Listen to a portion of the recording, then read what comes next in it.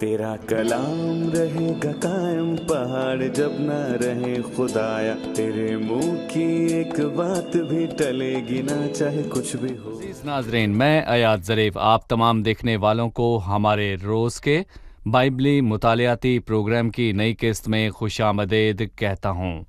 नाजरीन, ये हमारे लिए एक सुनहरी मौका है कि हम खुदा के कलाम को करोड़ों लोगों तक पहुँचा सकें, और आपके लिए ये जानने का मौका है कि बाइबल क्या कहती है और हिजकिय्याह की किताब के क्या मौज़ूआत हैं जो पुराने अहदनामे की अहम तरीन नबूती कुतब में से एक है।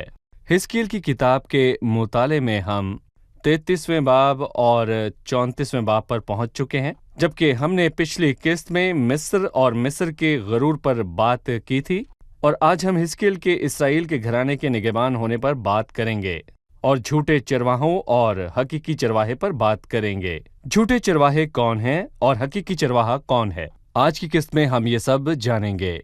प्रोग्राम का बाकायदा आगाज करने से पहले मैं स्टूडियो में आए खुदा के खादिम का खैर मकदम करूंगा। खुशामदीद भाई यूसुफ। बहुत शुक्रिया भाई। और हमारे दीगर मेहमानों को भी खुशामदीद। भाई यूसुफ, हम 33वें और 34 बाब पर पहुंच चुके हैं। आप हमें 33वें बाब का उन्वान बता दीजिए। हम इन दो अबवाब में जिम्मेदारी और बरकत को देखते हैं। बाइबल के संजीदा तरीन अबवाबों में से एक जो एक खादिम की जिम्मेदारी पर वाज़े तौर पर बात करता है वो हिजकिय्याह 33 है जी। और अजीम तरीन अबवाबों में से एक जो खुदा के लोगों की इम्तियाजी बरकत के हवाले से बात करता है हिजकिय्याह 34 है। सही। सो खादिम पर एक संजीदा जिम्मेदारी है और एक गला और खुदा के लोगों के लिए एक अजीम बरकत है, और यही हम बाब 33 और बाब 34 में देखते हैं। ठीक है भाई यूसुफ, अब मैं 33वें बाब में से चंद आयत पढ़ना चाहूंगा। फिर खुदा उनका कलाम मुझ पर नाजिल हुआ कि ए आदमजात, तू अपनी कौम के फर्जंदों से मुखातिब हो और उनसे कह, जिस वक्त मैं किसी सरजमीन पर तलवार चलाऊं, उसके लोग अपने बहादुरों में से एक को लें और उसे अपना निगहबान ठहराएं, और वो तलवार को अपनी सरजमीन पर आते देखकर नरसिंगा फूंकें और लोगों को होशियार करे। तब जो कोई नरसिंगे की आवाज़ सुने और होशियार ना हो और तलवार आए और कत्ल करे, तो उसका खून उसी की गर्दन पर होगा। उसने नरसिंगे की आवाज़ सुनी और होशियार ना हुआ, और नुस्खों में लिखा है उसका खून उसी पर होगा। हालांकि अगर वो होशियार होता तो अपनी जान बचाता। दूसरे नुस्खों में लिखा है बचाते। पर अगर निगहबान तलवार आते देखे और नरसिंगा ना फूंके और लोग होशियार ना किए जाएं और तलवार आए और उनके दरमियान से किसी को ले जाए, तो वो अपनी बदकारी में हलाक हुआ। लेकिन मैं निगहबान से उसके खून की बाज़पुर्स करूंगा। दूसरे नुस्खों में लिखा है उनका, इससे पेशतर के वो निगहबान की बात करे। वो कहता है, तू अपनी कौम के फर्जंदों से मुखातिब हो और उनसे कह। मैं इसके बारे में जानना चाहूंगा। वो उससे कहता है कौम के फर्जंदों से मुखातिब हो। इन आयात के बारे में हमें कुछ बताएं। इसकी दो वजूहात हैं, और पहली वजह जो कि मैं कहूँगा कि ऑफिशियल वजह है, वो लुवामी के अरसा की शुरुआत है।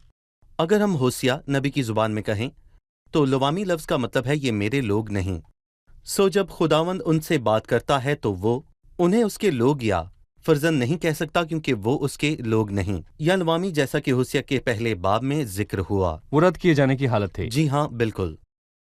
और दूसरी बात ये कि जब कभी लोग तनज़ली की हालत में हों तो खुदावंद को उनकी बात करते हुए शर्म महसूस होती है। और हमें याद है कि जब मूसा पहली बार कोहे सीना पर गया और शरीयत हासिल की, अफसोस कि तभी लोग नीचे सोने के बछड़े के गिर्द नाच रहे थे। और खुदा ने मूसा से क्या कहा, तेरे लोग जिनको तू मिस्र से निकाल लाया बिगड़ गए हैं। उसने ये ना कहा मेरे लोग जिन्हें मैं मुल्क मिस्र से निकाल लाया। वो उस बछड़े की इबादत करते हुए कह रहे थे, ऐ इस्राएल, ये तेरा वो देवता है जो तुझको मुल्क मिस्र से निकाल लाया। और चूंकि खुदा को बछड़े से तशबीह नहीं दी जा सकती, सही, तो उसने मूसा से कहा तेरे लोग। अब वो मेरे लोग ना रहे, ये मेरे लोग नहीं हो सकते। मैं यही बात इब्रानियों की खत की ज़ुबान में कहना चाहूँगा, जबकि वो कुछ दीनदार लोगों के हवाले से कहता है, इसीलिए खुदा उनसे यानी कि उनका खुदा कहलाने से नहीं शर्माया। गोया वो कहना चाहता है कि और लोग भी हैं खुदा जिनका खुदा कहलाने से शर्माता नहीं। पर अफसोस जो कि बाबल की असीरी से कब्ल इसराइल के लोग हैं। गोया खुदा कहता है मैं अब्राहम का खुदा और इसहाक का खुदा हूँ, लेकिन ये लोग रद्द किए जाने की हालत में हैं। वो मेरे लोग नहीं कहला सकते, बल्कि ये तेरे लोग हैं। जी भाई यूसुफ, ये कहने के बाद उसने निगहबान के किरदार पर गौर करना शुरू किया। इन आयात में निगहबान का क्या किरदार है? یہ نگہبان کون ہے؟ نگہبان کا قدیم وقتوں میں ایک اہم کردار تھا۔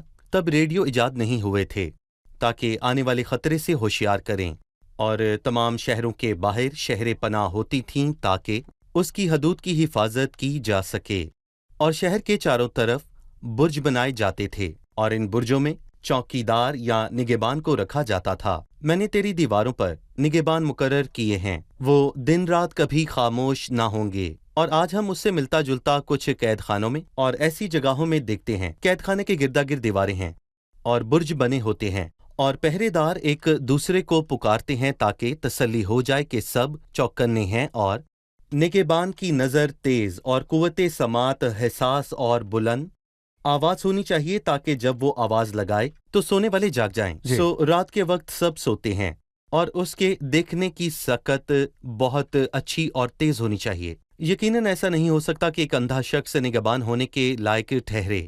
اس کی قوت سماعت تیز ہونی چاہیے تاکہ وہ کسی فوج کے آنے کی کم ترین آواز بھی آرام سے سن سکے اور جتنا جلدی ہو بتا سکے۔ اور تیسری بات یہ کہ تیز نظر اور تیز قوت سماعت کے ساتھ اس کی آواز بھی بلند اور صاف ہونی چاہیے تاکہ سب سن سکیں، تاکہ وہ بلند آواز کے ساتھ سوئے لوگوں کو جگا سکے۔ اور یہاں وہ کہتا ہے کہ اگر لوگوں نے کسی کا انتخاب کیا ہے کہ وہ نگہبان ہو تو اس نگہبان کی ذمہ داری ہے کہ جب وہ خطرہ دیکھے تو سب کو اطلاع دے، جی۔ اور اگر لوگ اس خطرے سے ہوشیار ہوں گے تو دونوں بچیں گے، لوگ بھی بچیں گے اور نگہبان کی بھی ذمہ داری پوری ہوگی۔ صحیح۔ اگر لوگ ہوشیار نہ ہوں تو نگہبان نے خود کو اس ذمہ داری سے بچا لیا، اور لوگ جو اس خبرداری سے ہوشیار نہ ہوئے اپنے گناہ سے ہلاک ہوئے۔ اگر اس کے برعکس ہوتا ہے، اگر نگہبان لوگوں کو خبردار نہیں کرتا تو وہ اپنے گناہ کے سبب سے ہلاک ہوں گے، لیکن نگہبان ان کے خون کا حساب دے ضرور ہوگا۔ اور خداوند حزقیل سے یہ نہیں کہتا کہ لوگوں نے اسے نگہبان منتخب کیا کیونکہ انہوں نے ایسا نہیں کیا، بلکہ 7ویں آیت میں وہ کہتا ہے، سو تو اے آدم زاد اس لیے کہ میں نے تجھے بنی اسرائیل کا نگہبان مقرر کیا۔ سو اسرائیل نے اس کا بطور نگہبان انتخاب نہیں خداوند نے کیا، اسے چنا۔ خداوند ہی ہے جس نے اسے چنا ہے اور اسے ذمہ داری کو سنجیدہ بنا دیا ہے، کیونکہ خداوند ہی ہے جس نے اسے وہاں رکھا، نہ کہ صحیح۔ انسان نے۔ ٹھیک ہے۔ اسی بات کو جاری رکھتے ہوئے 10ویں آیت سے لکھا ہے، اس لیے اے آدم زاد تو بنی اسرائیل سے کہہ، تم یوں کہتے ہو کہ فی الحقیقت ہماری خطائیں اور ہمارے گناہ ہم پر ہیں اور ہم ان میں گھلتے رہتے ہیں، پس ہم کیوں کر زندہ رہیں گے؟ تو ان سے کہہ، خدا فرماتا ہے، مجھے اپنی حیات کی قسم، شریر کے مرنے میں مجھے کچھ خوشی نہیں، بلکہ اس میں ہے کہ شریر اپنی راہ سے باز آئے اور زندہ رہے۔ اے بنی اسرائیل باز آؤ، تم اپنی روش سے باز آؤ، تم کیوں مرو گے؟ اس بلاہٹ کے متعلق ہمیں بتائیے۔ اگر ہم 10ویں آیت کو دوبارہ دیکھیں جو آپ نے ابھی پڑھی ہے کہ فی الحقیقت ہماری خطائیں اور ہمارے گناہ ہم پر ہیں اور ہم ان میں گھلتے رہتے ہیں، کیونکہ جو جان گناہ کرے گی سو مرے گی، پس ہم کیوں کر زندہ رہیں گے؟ کاش کہ ہر ایک شخص یہ سوال کرتا اور اس کا جواب توبہ ہے۔ خدا نے غیر قوموں کو توبہ کے وسیلے زندگی بخشی۔ جب مصرف بیٹا دور کے دیش سے لوٹ کر آیا، اس کے باپ نے کہا، کیونکہ میرا یہ بیٹا مردہ تھا، اب زندہ ہوا ہے، کھو گیا تھا، اب ملا ہے۔ سو توبہ کے وسیلے سے ایک گناہگار زندگی حاصل کر سکتا ہے۔ پھر بے حد حیرت انگیز الفاظ ہیں جن پر ہمیں روشنی ڈالنی ہے، کیونکہ میں یہاں پر کہوں گا کہ یہ در حقیقت انجیل کی خوبصورت آواز ہے اور حیرت انگیز فضل۔ خدا فرماتا ہے، مجھے اپنے حیات کی قسم، شریر کے مرنے میں مجھے کچھ خوشی نہیں، بلکہ اس میں ہے کہ شریر اپنی راہ سے باز آئے اور زندہ رہے۔ اور یہ ذہن کے لیے ایک اعلان ہے۔ خدا فرماتا ہے کہ شریر کے مرنے میں مجھے کچھ خوشی نہیں، بلکہ صحیح۔ وہ باز آئے اور زندہ رہے۔ پھر ہم اس میں ضمیر کے لیے بلاہٹ کو دیکھتے ہیں، باز آؤ، تم اپنی روش سے باز آؤ۔ اپنی روش سے باز آؤ، اس کا مطلب ہے کہ توبہ کرو۔ توبہ بہت ہی اہم ہے۔ اور پھر آخر میں ایک سوال ہے جو دل کے لیے ہے کہ اے بنی اسرائیل تم کیوں مرو گے؟ تم اگر باز نہ ہوگے تو اپنے گناہ کے سبب سے مرو گے۔ صحیح۔ ٹھیک ہے۔ اس لیے اے آدم زاد اپنی قوم کے فرزندوں سے یوں کہہ کہ صادق کی صداقت اس کی خطا کاری کے دن اسے نہ بچائے گی، اور شریر کی شرارت جب وہ اس سے باز آئے تو اس کے گرنے کا سبب نہ ہوگی۔ بھائی یوسف، اس آیت کی وضاحت کے لیے ہمیں گفتگو درکار ہے۔ جی، وہ یہاں پر اس راست بازی کی بات نہیں کر رہا جو خدا کے فضل کے وسیلے توبہ کرنے والے گناہگار کو ملتی ہے، کیونکہ وہ راست بازی تب تک ظاہر نہیں ہوئی تھی جسے ہم رومیو کے 3 باب کی 21ویں آیت میں واضح طور پر مگر پڑھتے اب ہیں، خدا کی راست بازی ظاہر بالکل اب ہوئی خدا ہے۔ کی راست بازی ظاہر ہوئی۔ اب کب؟ جب مسیح آیا اور صلیب پر جان دی۔ اس سے پہلے شریعت کی راست بازی تھی۔ یہاں وہ شریعت کی راست بازی کی بات کر رہا ہے جو زمین پر زندگی دیتی ہے اور زمین پر ہی موت دیتی ہے۔ سو وہ کہتا ہے، اس لیے اے آدم زاد اپنی قوم کے فرزندوں سے یوں کہہ، صادق کی صداقت اس کی خطا کاری کے دن اسے نہ بچائے گی، یعنی کہ اس کا کوئی فائدہ نہیں، کیونکہ اسے راست بازی سے کچھ فائدہ ایک نہیں انسان ہوا۔ کی راست بازی سے اسے کچھ فائدہ میں نہیں کہوں گا کہ جبکہ وہ اس گناہ کے ایک کرتا ہے۔ گناہ کو بھی نہ مٹائے صحیح۔ گی۔ اور اسی طرح شریر کی شرارت جب وہ اسے باز آئے تو اس کے گرنے کا سبب نہ ہوگی۔ سو وہ یہاں پر زمین پر راست باز ہونے کی بات کرتا ہے کہ شریعت کے کاموں کو کرنے کے نتیجے میں جو انہوں نے بطور زمینی قوم کیے جو ان کے فرض تھے، کیونکہ میں کہوں گا کہ تب تک خدا کا فضل ظاہر نہیں ہوا تھا، لیکن ہم خدا کا شکر کرتے ہیں کیونکہ ہم خدا کے روشن فضل کے دور میں موجود ہیں، جہاں خداوند فضل کے وسیلے اپنی راست بازی سب کو عطا کرتا ہے جو ایمان لاتے ہیں۔ 13ویں آیت ہے، جب میں صادق سے کہوں کہ تو یقیناً زندہ رہے گا، اگر وہ اپنی صداقت پر تکیہ کر کے بدکاری کرے تو اس کی صداقت کے کام فراموش ہو جائیں گے۔ یہ بائبل کی اس بات سے ملتا ہے کیونکہ جس نے ساری شریعت پر عمل کیا اور ایک ہی بات میں خطا کی وہ سب باتوں میں قصوروار ٹھہرا۔ صحیح۔ 14ویں آیت میں وہ کہتا ہے کہ اے آدم ذات ملک اسرائیل کے کیرانیوں کے باشندے یوں کہتے ہیں کہ ابراہم ایک ہی تھا اور وہ اس ملک کا وارث ہوا، پر ہم تو بہت سے ہیں، ملک ہم کو میراث میں دیا گیا ہے۔ اس سے کیا مراد ہے کہ ابراہم ملک کا وارث ہوا اور وہ ہماری میراث ہے؟ جی بھائی یوسف۔ اسے ہمیں یوحنا بپتسمہ دینے والے کی بات یاد آتی ہے، اور اپنے دلوں میں یہ کہنے کا خیال نہ کرو کہ ابراہم ہمارا باپ ہے۔ افسوس کہ انہوں نے یہاں سمجھ لیا، چونکہ خداوند نے ابراہم کو ملک کا وہ بہت وارث سے ہیں۔ بنایا، جبکہ وہ تنہا شخص تھا تو وہ اور بھی زیادہ وارث ہیں۔ وہ فرد واحد تھا لیکن ایک وفادار ایماندار تھا۔ تم بہت سے ہو لیکن شریر ہو، بد اخلاق، خونی اور خون کے پیاسے ہو۔ ان دونوں کا کیا موازنہ ہے؟ یہاں پر میں کہوں گا کہ یہ اور بھی واضح ہو جائے گا اگر ہم یوحنا کا 8واں باب پڑھیں، جب خداوند یہودیوں سے کہتا ہے، میں جانتا ہوں کہ تم ابراہم کی نسل سے ہو، جی یعنی کہ وہ جسم کے اعتبار سے اس کی نسل سے تھے، لیکن تم ابراہم کے فرزند نہیں ہو، کیونکہ اگر تم ابراہم کے فرزند ہوتے تو ابراہم کیسے کام کرتے؟ سو میں کہوں گا کہ جسمانی طور پر وہ اس کی نسل سے تھے، لیکن ابراہم کے فرزند ہرگز نہ تھے، کیونکہ انہوں نے اپنے باپ ابراہم کے ایمان کی پیروی نہ کی۔ وہ جسمانی طور پر تو ابراہم کی اولاد ہیں لیکن ان میں ابراہم کا سا ایمان نہیں۔ بالکل۔ ٹھیک ہے بھائی یوسف، 30ویں آیت سے ہم ان باتوں پر ان کے رد عمل کو دیکھیں گے۔ جی، پر اے آدم ذات، فی الحال تیری قوم کے فرزند دیواروں کے پاس اور گھروں کے آستانوں پر تیری بابت گفتگو کرتے ہیں اور ایک دوسرے سے کہتے ہیں، چلو وہ کلام سنیں جو خداوند کی طرف سے نازل ہوا ہے۔ وہ امت کی طرح تیرے پاس آتے اور میرے لوگوں کی مانند تیرے آگے بیٹھتے اور تیری باتیں سنتے ہیں، لیکن ان پر عمل نہیں کرتے، کیونکہ وہ اپنے منہ سے تو بہت محبت ظاہر کرتے ہیں پر ان کا دل لالچ پر دوڑتا ہے، اور دیکھ تو ان کے لیے نہایت مرغوب سرودی کی مانند ہے جو خوش الحان اور ماہر ساز بجانے والا ہو، کیونکہ وہ تیری باتیں سنتے ہیں لیکن ان پر عمل نہیں کرتے، اور جب یہ باتیں وقوع میں آئیں گی، دیکھ وہ جلد وقوع میں آنے والی ہیں، تب وہ جانیں گے کہ ان کے درمیان ایک نبی تھا۔ جس طور پر انہوں نے حزقیل کے وسیلے خدا ان کی باتوں پر رد عمل دیا، آپ اس میں کیا دیکھتے ہیں؟ میں دیکھتا ہوں کہ وہی بات سینکڑوں برس کے بعد بھی ہیرودیس ادومی کے معاملے میں ہے۔ یہ بات یہاں دہرائی گئی، جس نے اپنے بھائی کی بیوی سے بیاہ کیا جبکہ اس کی بیوی تب بھی زندہ تھی، سو بے شک وہ زناکار تھا، اور یوحنا نے اسے کہا، تجھے اپنے بھائی کی بیوی رکھنا روا نہیں۔ وہ یوحنا کو پسند کرتا تھا اور اس نے یوحنا کو اپنے محل میں بلایا اور اسے بخوشی سنا، اور وہ اس کی تعلیم کو پسند کرتا تھا۔ ایسا لگتا ہے کہ یوحنا تعلیم دیتے ہوئے اپنی آواز بلند کر لیتا تھا، اور اسے بہت سے لوگوں کو تعلیم دینے کا یہ انداز پسند آتا ہے، اور لوگ جذباتی طور پر متاثر ہوتے ہیں۔ یہاں بھی کچھ لوگ ہیں جو حزقیل کو پسند کرتے ہیں، وہ خوشی سے اس کے خطاب کو سنتے اور پسند کرتے ہیں، لیکن جو کچھ سنتے اس پر عمل نہ کرتے، مطلب کہ وہ سنتے تو ہیں پر اس پر عمل نہ کرتے، اور خداوند اس حالت کو زوردار انداز میں بیان کرتا ہے۔ خوبصورت کلام، اور دیکھ تو ان کے لیے مرغوب سرودی کی مانند ہے، جو خوش الحان اور ماہر ساز بجانے والا ہو۔ موضوع خوبصورت ہے، شوق اور محبت اور کوئی ایسا جس کی آواز اچھی ہے اور وہ خوش الہان بھی ہے، اور جو کوئی سنتا ہے وہ واہ واہ کرتا ہے۔ جی اور پھر کیا؟ ٹھیک ہے، خدا نہیں چاہتا اب واہ واہ کریں، خدا چاہتا ہے اب توبہ کریں۔ صحیح۔ ہیرودیس نے یہ نہ کیا اور نہ ہی ان لوگوں نے یہاں یہ کام کیا۔ بھائی کیا آپ اس میں یہ نہیں دیکھ رہے کہ یہی معاملہ آج تک ان کے ساتھ ہے جو خدا کا کلام چرچز میں اور مختلف جگہوں پر اجتماعات میں سنتے تو ہیں، جو کسی خادم کے چند الفاظ کو صرف پسند کرتے ہیں، لیکن جیسے ہی نکلتے ہیں سب کچھ بھول جاتے ہیں اور خدا کے کلام پر عمل نہیں کرتے۔ یقیناً، کیونکہ پہلے جتنی باتیں لکھی گئیں وہ ہماری تعلیم کے لیے لکھی گئیں۔ خداوند کا مقصد یہ ہے کہ وہ ہمیں بتانا چاہتا ہے کہ 2500 سال پہلے کیا ہوا، بلکہ یہ ہے کہ وہ ہمیں خبردار کرے کہ یہ باتیں ہم پر عبرت کے لیے واقع ہوئیں اور یہی سچ ہے۔ لیکن کلام پر عمل کرنے والے بنو، نہ محض سننے والے جو اپنے آپ کو دھوکہ دیتے ہیں۔ صحیح۔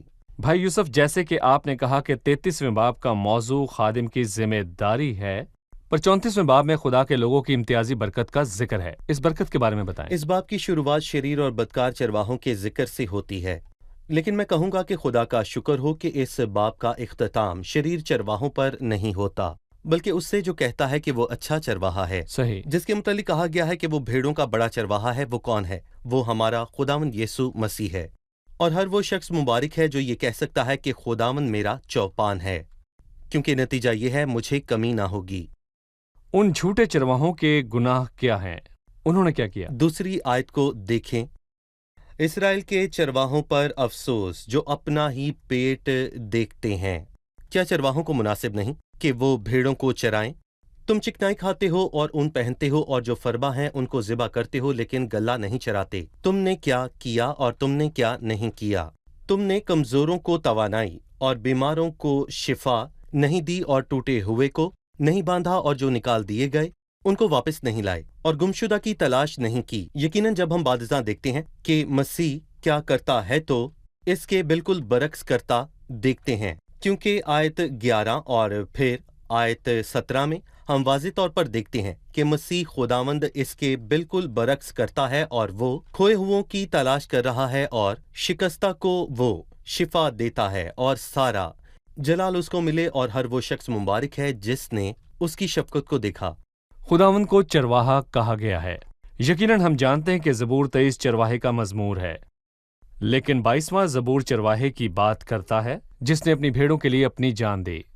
ہمیں اس چرواہے کے متعلق بتائیں جس نے اپنی بھیڑوں کے لیے جان دی، تاکہ وہ چرواہا بنے جو زندگی کی تمام راہوں میں ہمارے ساتھ چلتا ہے۔ اس چرواہے کی جہاں تک بات ہے جس نے بھیڑوں کے لیے اپنی جان دے دی، ہم اسے یوحنا کی انجیل کے 10ویں باب میں دیکھتے ہیں۔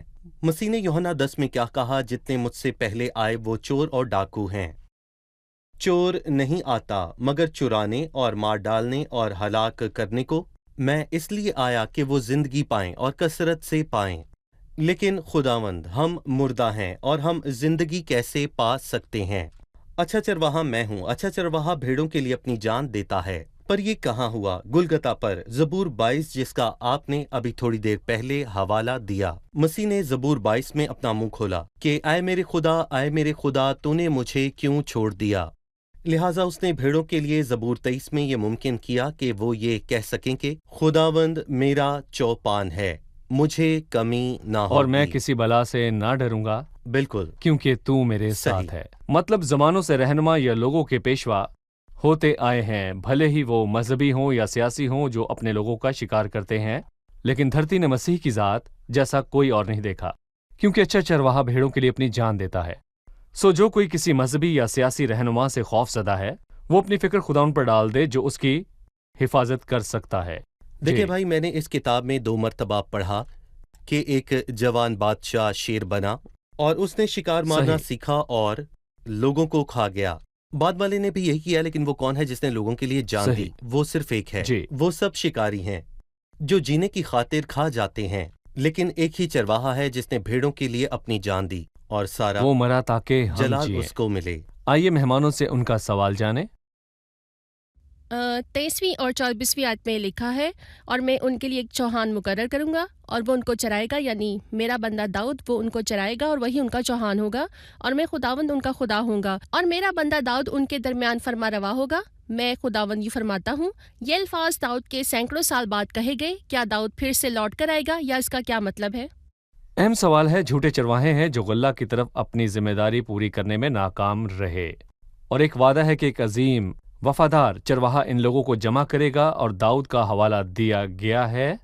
ہمیں بتائیں کہ داؤد کا حوالہ دینے کا کیا مقصد ہے؟ دیکھیں بھائی، میں یہاں پر یہ کہوں گا کہ جو کوئی یہ سوچتا ہے کہ داؤد لوٹ کر آئے گا تو وہ غلطی پر ہے، اور جو کوئی یہ سوچتا ہے کہ داؤد سے مراد یہاں پر خداوند یسوع مسیح سے ہے تو وہ بھی غلطی پر ہے۔ سچائی یہ ہے کہ ایک شخص داؤد کی نسل سے آئے گا اور مستقبل میں ان لوگوں پر حکمرانی کرے گا، اور میں یہ بھی کہوں گا کہ وہ مسیح نہیں ہے کیونکہ وہ اپنے واسطے گناہ کی قربانی گزرانے گا، اور میں یہاں پر یہ بھی کہوں گا کہ مسیح کو گناہ کی قربانی کی ضرورت نہیں ہے، اور وہ داؤد خود نہیں ہے بلکہ وہ داؤد کی نسل سے ہے، اور اس کا دل چرواہے کا سا ہوگا۔ اور میں یہاں پر یہ بھی کہنا چاہوں گا کہ ان آیات میں بہت سی برکات ہیں، مثلاً ہم 26ویں آیت کو پڑھتے ہیں، اور میں ان کو اور ان جگہوں کو جو میرے پہاڑ کے آس پاس ہیں برکت کا باعث بناؤں گا، برکت کی بارش ہوگی، اور پھر وہ 29ویں آیت میں کہتا ہے کہ میں ان کے لیے ایک نامور پودا برپا کروں گا، اور یہ مسیح ہے۔ سو بہت سی برکات ہیں جن سے لوگ محسوس ہوں گے جب مسیح ان پر بادشاہی کرے گا۔ اور پھر وہ بات کے آخر میں کہتا ہے، تم اے میری بھیڑو، میری چراگاہ کی بھیڑیں ہو، اور میں تمہارا خدا ہوں، خداوند خدا فرماتا ہے۔ بھائی یوسف، جس نے 33ویں باب کا آغاز حزقیل سے یہ کہہ کر کیا کہ تو اپنی قوم کے فرزندوں سے مخاطب ہو اور ان سے کہ، 34ویں باب کا اختتام یوں کرتا ہے کہ اور وہ جانیں گے کہ میں خداوند ان کا خدا ان کے ساتھ ہوں، صحیح، اور وہ یعنی بنی اسرائیل میرے لوگ ہیں، خداوند خدا فرماتا ہے، اور تم اے میری بھیڑو میری چراگاہ کی بھیڑے ہو، اور میں تمہارا خدا ہوں، خداوند خدا فرماتا ہے۔ 2 آیات میں وہ ان کے متعلق یہی بتاتا ہے کہ وہ انہیں میرے لوگ ہاں، میری چراگاہ کی بھیڑے کہتا ہے۔ آپ اس کے بارے میں کیا کہیں گے؟ یہ سب سے بڑی برکت ہے۔ صحیح، دیکھیں، نبوت کا مقصد عدالت بذات خود نہیں ہے، بلکہ یہ بنیادی مقصد میں کہوں گا کہ نہیں ہے، بلکہ میں کہوں گا کہ سب سے بڑا اور اہم مقصد در حقیقت بحالی ہے، جبکہ وہ کہتا ہے کہ تم میری بھیڑیں ہوں، اور اس کی مراد حقیقی بھیڑوں سے نہیں ہے، اور خدا کے مقصد کا پورا ہونا لازم ہے، جس نے کہا میری خوشنودی بنی آدم کی صحبت میں تھی، اور تم میری بھیڑیں ہو، یعنی کہ تم کمزور اور قابل ترس ہو، لیکن میں ابن داؤد اور داؤد کا خدا ہوں، میں یہوہ ہوں جو تمہیں بالآخر برکت اور بحالی عطا کرے گا، اور اپنے واسطے بھلائی پیدا کرنے والے تم نہیں ہو۔ سو یہ وعدہ نہ صرف اسیر قبیلوں کے لوٹ آنے کا وعدہ ہے، بلکہ اس کا تعلق مستقبل میں مسیحا کے بادشاہی میں پوری قوم کے لوٹ آنے سے بھی ہے، جو چرواہا ہے اس کی بادشاہی میں۔ شکریہ بھائی یوسف۔ اب وقت ہے کہ ہم جانیں کہ مہمانوں نے آج کیا سیکھا۔ آپ تیار ہیں؟ ہم نے جانا کہ 33ویں باب میں نگہبان کے حوالے سے کیا لکھا ہے۔ 33ویں باب کے مطابق نگہبان کا کیا کردار ہے؟ اس وقت شہروں کے ارد گرد شہر پناہ بنائی جاتی تھی جن میں برج بنائے جاتے تھے جہاں نگہبانوں کو رکھا جاتا تھا۔ اس نگہبان کی نظر تیز، قوت سماعت تیز اور آواز بلند ہونا چاہیے تھی تاکہ لوگوں کو خطرے سے خبردار کرنے کے لائق ہو سکے، اور اگر اس کے خبردار کرنے کے باوجود لوگ ہوشیار نہ ہوں تو لوگ اپنے گناہ کے سبب سے مریں گے اور ان کا خون انہیں کی گردن پر ہوگا، لیکن اس کے برعکس ہو تو نگہبان کو ان کے خون کا حساب دینا ہوگا۔ ایسا ہے؟ بالکل، خداوند نے کہا، مجھے اپنی حیات کی قسم، شریر کے مرنے سے مجھے کچھ خوشی نہیں، بلکہ اس میں ہے کہ شریر اپنی راہ سے باز آئے۔ ہم اس آیت میں خدا کے دل کے اور روح کے لیے اس بلہٹ کے حوالے سے کیا دیکھتے ہیں؟ ہم نے سمجھا کہ عدالت خدا کا ایک عجیب کام ہے، لیکن اس کا مقصد یہی نہیں ہے کہ وہ عدالت کرے، بلکہ گناہ کی عدالت سے اس کا مقصد یہ ہے کہ اس کے لوگ بچیں۔ صحیح، صحیح، ٹھیک ہے۔ آپ سب کا شکریہ۔ بھائی یوسف، آپ کا بھی شکریہ۔ عزیز ناظرین، آج کی قسط میں ہم نے حزقیل کی کتاب کے 33ویں اور 34ویں باب کا مطالعہ کیا۔ 33ویں باب میں ہم نے نگہبان کے کردار کے حوالے سے بات کی، جو شہر کے لوگوں کو آنے والے خطرے سے خبردار کرتا ہے، جو اس سے ہوشیاری پاتا ہے خود کو بچا لیتا ہے، اور خداوند اس نگہبان کے سر پر اس کا خون نہیں لگاتا، لیکن کوئی اگر اس لیے ہوشیاری نہیں پاتا کہ نگہبان نے خبردار نہیں کیا، تب وہ اس کے گناہ کے سبب سے ہلاک ہوتا ہے، لیکن ساتھ ہی نگہبان کو بھی اس کے خون کا حساب دینا پڑے گا۔ اس سے جو سبق ہمیں سیکھنا چاہیے یہ ہے کہ ہمیں ہر ایک کو ضرور نجات کا پیغام پہنچانا ہے۔ ہمیں سب انسانوں کو دعوت دینی ہے جن کے لیے مسیح نے جان دی، تاکہ ان سب کو جو مسیح کی پناہ میں نہیں ہے آنے والے خطرے سے خبردار کریں۔ جنہوں نے اب تک مسیح میں پناہ نہیں لی، لیکن ہمیں 34ویں باب سے اسرائیل کے جھوٹے چرواہوں کے متعلق بھی معلوم ہوتا ہے۔ جنہوں نے کھوئے ہوئے کی تلاش نہیں کی اور شکستہ دلوں کو شفا نہیں دی، لیکن ایک بڑے چرواہے کا وعدہ کیا گیا جو ان سب کی تلاش کر کے انہیں بحال کرے گا، اور یہ برکت 1000 سالہ بادشاہی میں پوری ہوگی۔ میں آپ کو اس بات سے تسلی دینا چاہتا ہوں کہ اگر آپ رد کیے گئے ہیں اور کوئی آپ کی فکر نہیں کرتا، اگر آپ شکستہ دل ہیں اور کوئی آپ کی مدد کرنے کے لائق نہیں، یا اگر آپ تنہا محسوس کرتے ہیں اور کوئی آپ سے بات نہیں کرتا، تو میرے عزیزوں، مسیح آپ کے نزدیک ہے اور وہ آپ کے شکستہ دل کو شفا دے کر اسے مسرور بنا سکتا ہے۔ وہ آپ کو اسیری سے چھڑا سکتا ہے اور آپ کو آزادی عطا کر سکتا ہے۔ سو اگر آپ دکھ اٹھا رہے ہیں اور کوئی آپ کو خوشی دینے کے لائق نہیں ہے، تو اپنے دل کو مسیح کے لیے کھولیں، جس نے صلیب پر اپنے دل کو توڑا تاکہ آپ کے گناہوں کو اٹھائے اور آپ کو دلشار بنائے۔ آنے والی قسط میں آپ سے پھر ملاقات ہوگی۔ خداوند آپ کو برکت دے۔